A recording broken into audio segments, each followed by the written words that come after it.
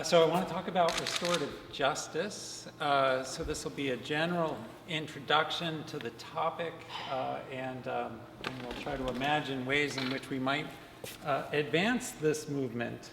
So I want to begin with a story, a troubling one.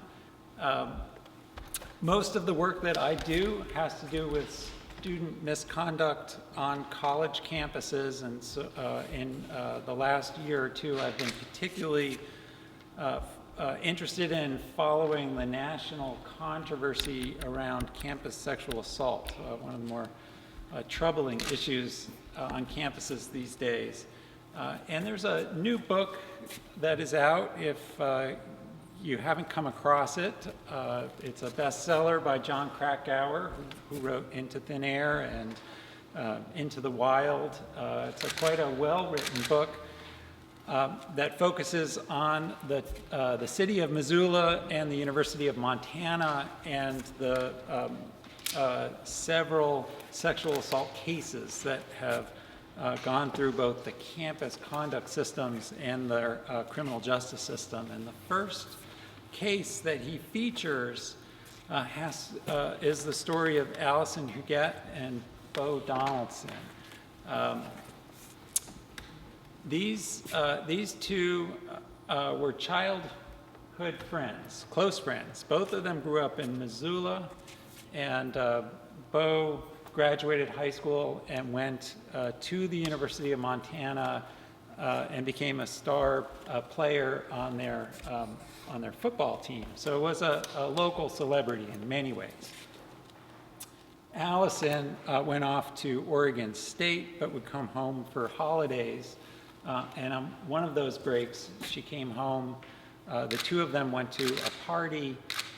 They both got quite drunk, decided not to drive home. She went to sleep on a basement sofa, and in the middle of the night woke up to Bo having sex with her, sexually assaulting her. She pushed him off, ran away, ran down the street, called her mother, who picked her up, took her home. And then the next day, she and her mother were figuring out what to do next. Do they go to the police? What do they do? And what Allison decides is to call a mutual friend of hers and Bo's, have that friend get Bo and bring him over to her house. And there, she and her mother confront Bo for what he has done. In fact, they recorded this confrontation, and you can listen to it on YouTube. It's really astonishing and troubling window into this experience. In that confrontation, and Krakauer writes about this, but you can also hear it, what I observed about it was what I think of as the restorative impulse, that she was in search of, and her mother, in search of an outcome that would work for her, where there would be justice. But at the same time, she had a lot of feeling for Bo and didn't want to ruin his life, is what she said specifically. And they ended up essentially processing what happened, the impact of what had happened on her, the devastation, and then a plan for going forward. And he initially was defiant, not accepting responsibility, but when really confronted, he broke down. And then what he described was, after she left, he sat in his truck with his gun, and he was going to shoot himself for what he had done. So they needed a way forward. And what essentially they worked out was that she would not go to the police if he got the help he needed. And so she wanted to see him get some, treatment, counseling for multiple issues that he had. That was the plan. Off they go. She goes back to school. He goes his way. A year passes. No, they don't see each other. And when they finally do see each other again, he has not followed through on his side of the equation. And he's become defensive again. And so at that point, she does go to the police. He is arrested. And unlike most rape cases, the police are able to get a confession from him. What had been recorded was not usable in court, but the police were able to get another confession. He goes through the traditional criminal justice process and gets a 10-year sentence to prison. Meanwhile, over that 1-year period of the criminal court process, she is treated as a pariah in the city of Missoula. How could she make such an accusation? Nobody would believe her. How could you besmirch the name of the Grizzly football team? How could you go against one of our celebrated figures of town? So she received threats, harassment, isolations. She herself was stigmatized throughout this process. So my main point is that her public criminal justice experience was devastating to her and devastating to him. But they had the kernel and the impulse initially to do something different that met her needs and would address his needs and try and hold him accountable for what he had done. What they didn't have was a restorative justice system in place to make sure there was follow-through. They muddled through all by themselves without the infrastructure in place that might make that possible. And in my experience, that restorative impulse is there for many people, for both victims and for offenders. But we have created a system that promotes denial of responsibility. It's the first thing that defendants are expected to do, and sidelines victims in the process. So restorative justice offers something different. And I want to just talk more immediately about my own experience at Skidmore, and take a little bit lighter case for a moment. So when I got started with restorative justice at Skidmore, I had gotten involved with our conduct process as it was, which was a very traditional and very adversarial conduct hearing process, not too dissimilar from the courtroom. And we had a case, and then we started our restorative justice process, and about a year later, we had another case that was almost the same, so I wanted to show the contrast in outcomes between these two cases. So in both of these cases began with a male student who got too drunk and lost his key back into his dormitory. And rather than calling campus safety or an RA to help find his way back to his room, he decided to crawl through the first floor window of the residence hall. In the first case, he thought he was crawling through the window of a friend, but wasn't really sure. So he crawls through the window and is now standing over the bed of the student who's asleep in the room. There's only one student in the room, trying to figure out if it's a friend or not. And then this poor girl who is alone in her room has woken up to somebody climbing through her window and now standing over her bed. So she thinks the worst, screams, he screams, and he runs out. And that's the end of that case, the incident. The second case was very, very similar. Same student, too drunk, crawls through the window, but in this variation, There was a single girl in the room. She had just walked in from coming from the showers, so she had a towel wrapped around her. She's coming in this way, he's coming in this way. They both see each other. She screams, he screams. He now has to figure out how to get out of the room, either by backing out through the window or going through her to get to the door, which he chooses to do. So he kind of plows over her and out he goes. So in the first case, the student victim, harm party, serves in the role of a witness before a conduct board, where she gives her testimony about what happened, what were the facts. They're in the business of finding him in violation of our campus code of conduct. And so she gives her testimony and she leaves. And then she doesn't really know much about what happened after that. He is found in violation.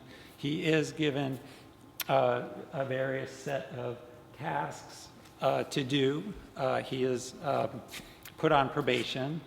There's a few other obligations that he has. One of the particular outcomes is that he's given a no contact order. So he's not allowed to contact her in any way. They're to avoid each other on campus. It's very standard. Afterwards, she's still afraid of him, and through the grapevine, she hears that he's actually quite angry with her now for getting him in trouble. And so they go, and this is why I call this slide the Cold War. So they persist, but nothing is really resolved. In some sense, justice is done, but in no sense is there really resolution. In the case a year later, where we have a restorative justice process, which is premised on a dialogue that explores the impact of the behavior and a path forward, the two students are able to talk to each other. She's able to share what it's like to have some unknown male suddenly appear in her room and share the fear that she had. And he was able to explain his predicament and how his judgment was impaired, as one's judgment is under those circumstances. And along the way, we also, in restorative justice, bring support people so that these students are not alone in this process. And his friend and support person was able to reassure this girl that he actually made a really stupid decision, but that he is not a dangerous or threatening individual, in fact, and was able to reassure her that he was an okay guy. And at the end of that process, both of them were fine. He was able to apologize. She felt reassured. There was no need for a no contact order, and so we could move forward. I guess I was supposed to be defining restorative justice here along the way. That was the purpose of this slide. So the key elements of a restorative justice are convening the stakeholders in a process of dialogue. So part of the task is to figure out who really needs to be there, who was impacted, who can be the right support people, and engaging them in a dialogue around what was the harm. So there's less focus in our campus system on which code of conduct was violated, more focus on what kind of harm was caused by this incident, and then what can be done to both repair that harm and rebuild trust so that we can move forward as a community.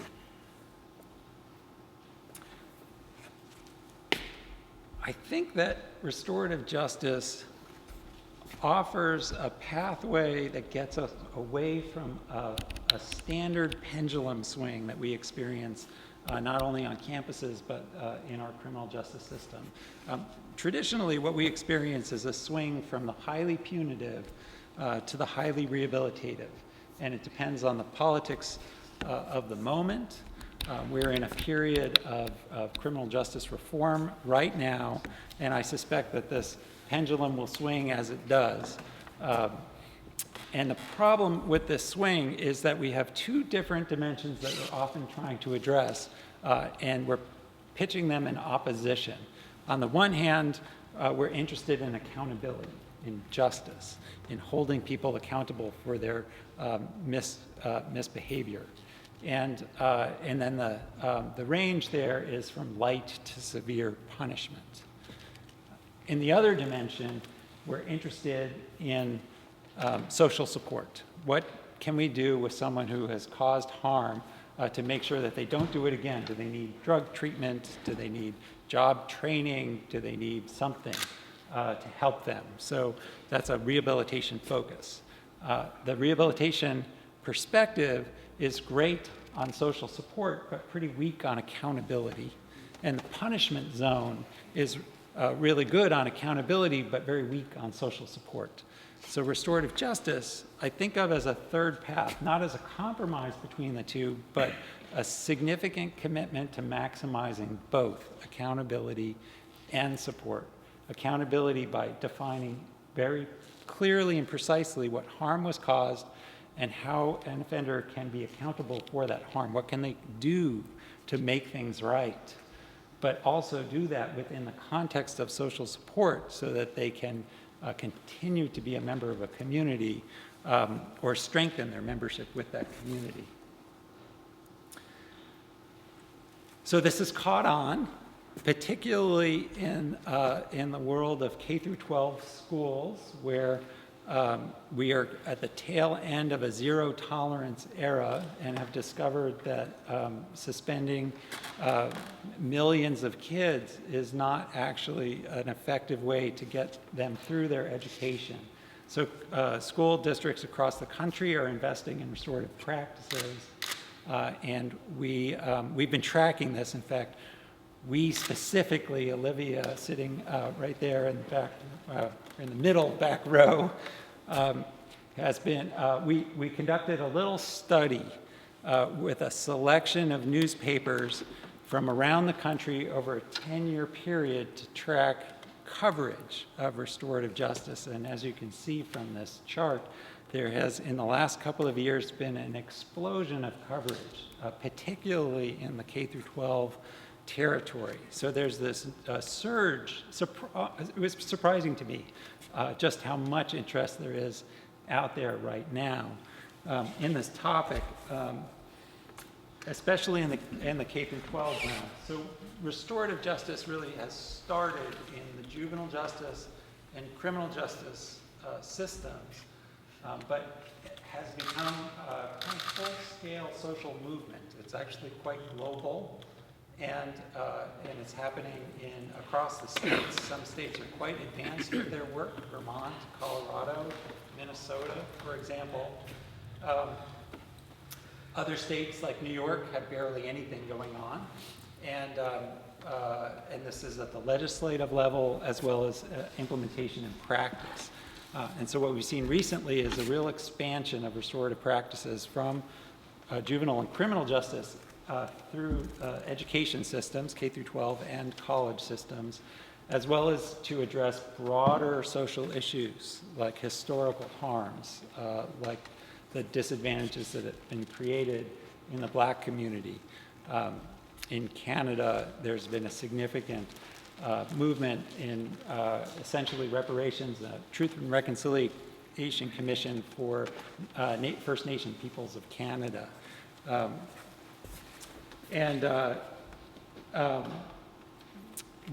So as this movement grows, it gets defined in different ways. So I'm going to just talk about some of the core practices and not the whole. It's hard to do the whole thing. So let's talk a little bit about what's happening in K through 12, and I'll start with this case of Ahmed Muhammad, which you would probably remember from several months ago, where in Texas he came to school with a clock that he had built over the weekend and was quickly arrested because the school thought it was a bomb. So what happened in that story is complicated, but the short version is that a teacher saw this device, didn't know what it was, went to the school police officer. He was taken not just to the office, but to the police precinct, And they questioned him, and they quickly realized, the police, that this was not a bomb and let him go. But what the school did after it was discovered that it was not a bomb, he was just a nerdy kid who built kind of clever devices, was that they suspended him for 5 days because he had brought what they had, I forget what they called it exactly. It was like a fake bomb. I think that's what they called it, something like that. So because someone thought it might have been a bomb, he was in violation of the policy, even though it wasn't what it was and it wasn't what his intention was. So first of all, I wouldn't say that the school's wrong to be cautious. I mean, if someone thinks something looks dangerous, they should check it out and make sure it isn't. But I think it's very strange that their solution to this outcome was a 5-day suspension. Because what are we actually really holding him accountable for? And it's a representation of this era of zero tolerance, where there's more fear and overreaction than there is a responsible solution.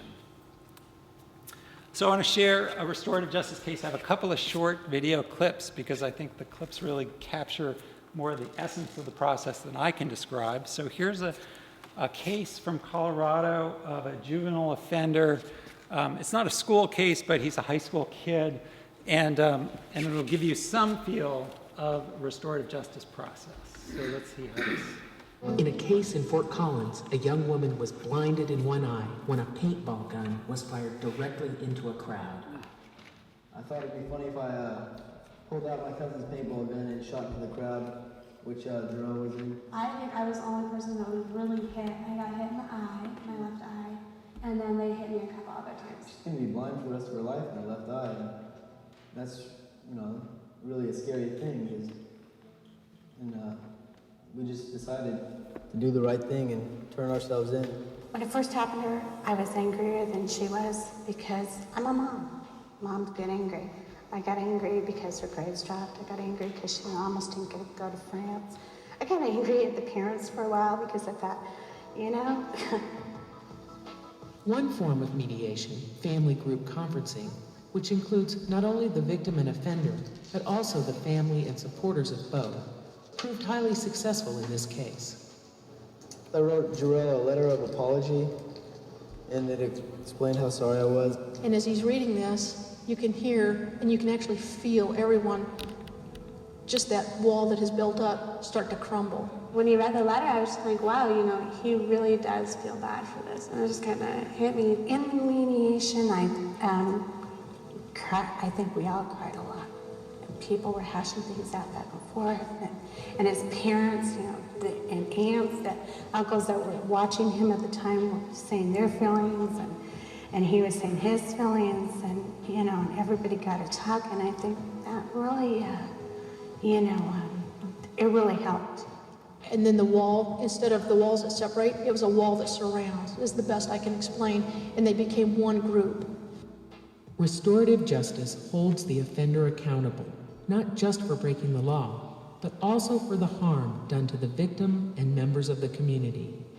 After the victim-offender mediation, you sometimes find that the offender wants to pay the victim back because there is now a personal relationship that's positive instead of negative.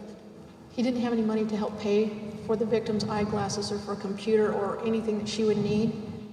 And this woman who had spent hours in the hospital with the victim said, "We have a cabinet shop. I will hire you." I found out he was really sorry for what he did. And that was really good for me to know because I felt like he actually did care that he did it. It wasn't just something like, I hit her and that was the end of it. I felt much better after the mediation process because I had a chance to meet Jarrell and her family and apologize to her in person, face to face, and just was able to explain how sorry I was. At first I was scared going in because I didn't know what to expect. But then coming out of the mediation, I just felt great. It's the healing that takes place that to me is the most important thing in the restorative justice approach.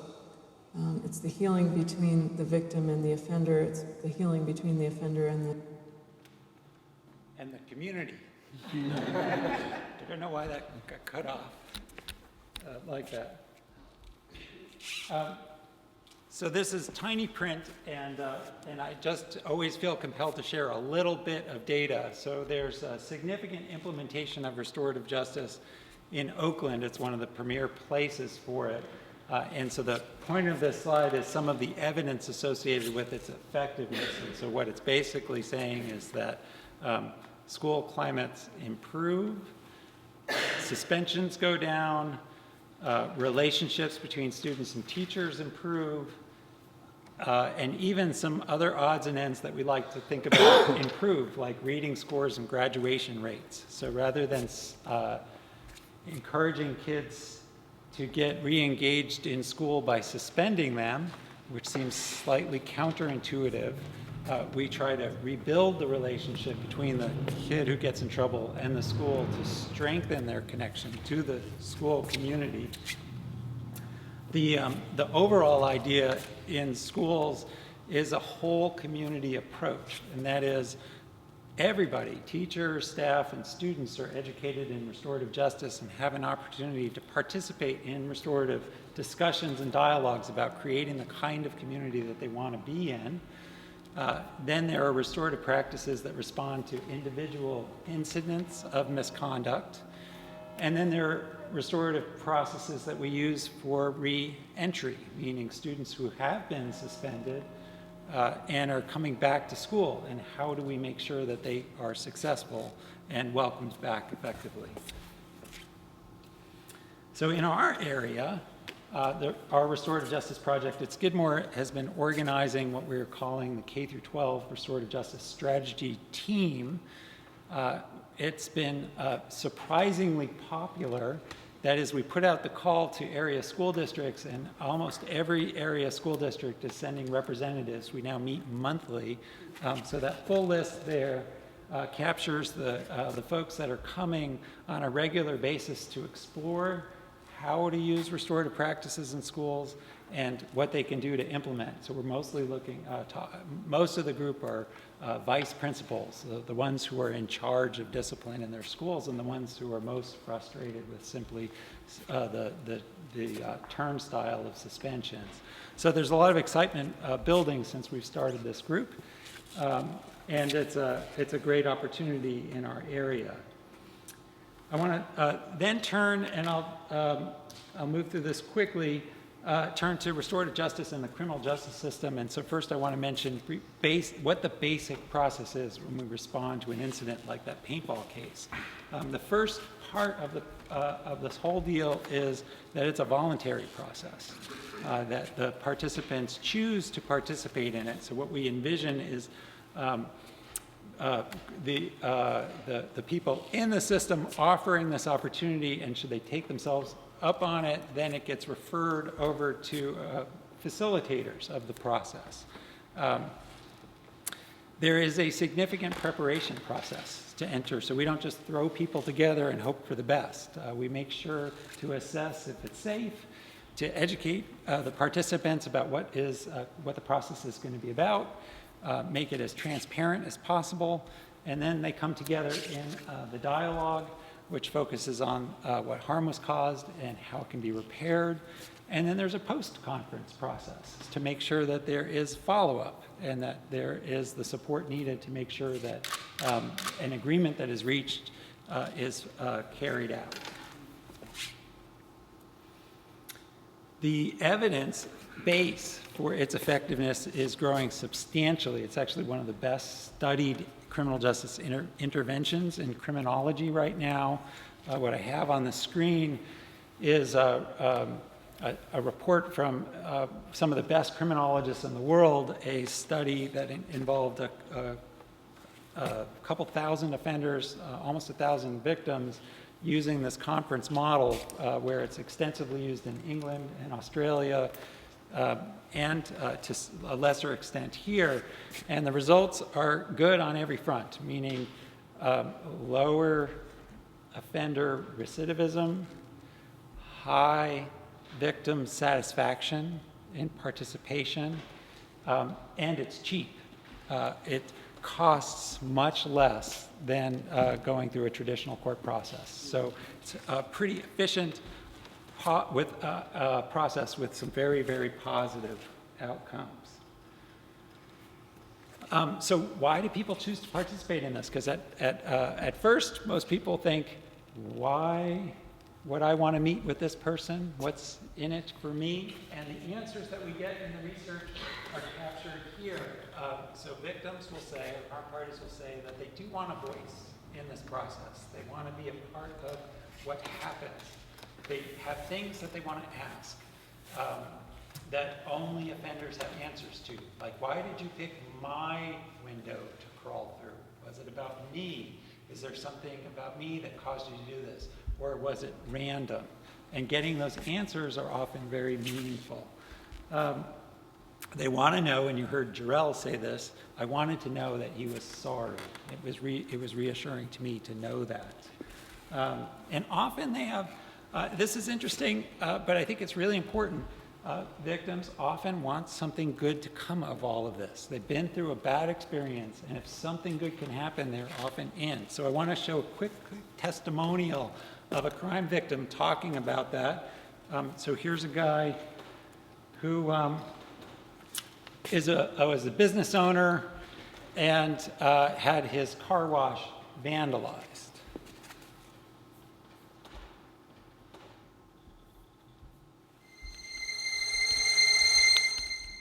They had contacted me and asked me, was I interested in trying something new and to keep juveniles, per se, out of the court system. And I thought about it, and I didn't really understand how it worked. And then once I was explained a little more information, and I told them I was willing to try it. She told me that I had an opportunity to come up with some sort of punishment. And I thought that was an interesting approach because generally it's up to a judge. And I thought it was a different approach, and so it became a challenge because, one, I didn't want my anger of the situation to basically cloud my judgment on really what should happen with the individual. California Community Center, it was in a circle and everyone had a chance to talk. So he had a chance to explain on what he was thinking and the situation, and I had a chance to explain to him what that done to me as an individual and as a business owner. So it helped him from an understanding of putting a face to what he had done. And it gave me an opportunity to speak to an individual and kind of understand his mindset on why he did it. And sometimes you don't have that opportunity. And if it's in a courtroom or a different environment, some things kind of sway people's true feelings one way or the other versus having that one-on-one interaction and you really get pretty much what I deemed as the truth. What we did was, it was about $1,800 worth of damage. And so what I talked to my wife and I thought about doing was him putting the $1,800 in a college savings account. And, well, not him, his mom. Because instead of paying me back, the damage was already done, it was months later. And so putting the money in a college savings account, and what that would do is I would become the beneficiary. So at 18, if he didn't go to college, then the money and the interest would come to me. But if he did go to college, that was me kind of reinvesting in him to give him an opportunity to move on from something he did as a juvenile. It empowers the individual to have the self-awareness to say, I made a mistake, but I can right the wrong and I can make a difference. And hopefully what that does is gives him opportunity to be a blessing or show somebody else grace and learn from it versus being institutionalized and being in a position to where he is just bottled up in a cell and has anger and it might be distributed in future crime. Pretty brilliant guy. So that captures the essence of restorative justice, that it is about accountability and it's about social support, right? So he's not going to get that, just say, oh, $1,800, you know, forget about it. But there's an incentive built in there. And he's saying, look, if you don't take me up on this incentive, you know, I want the money back, right? And so that has so many of these elements of having a voice, getting needs met, having something good come from this process. So what about on the other side? Why do offenders choose to participate in this process? Probably the primary one that comes up again and again and again is that they really don't like how people view them. That's not how they see themselves. Like, I don't want to be defined by this. I want to show you I'm not who you think I am. If you give me a chance to talk it out with you, you will see who I am. And that's a really important moment. So a chance to explain how they got themselves into that situation, expressing remorse, and the ability to take responsibility. We often in restorative justice distinguish between passive responsibility and active responsibility. Passive means I'm going to just do whatever you tell me I have to do. I'll take the sentence. I'll do that, whatever it is, but I'm emotionally, morally disengaged. Active responsibility means I will take responsibility. I'm going to do something to demonstrate how sorry I am and who I can be. And so it's a path forward that's active, that's engaged.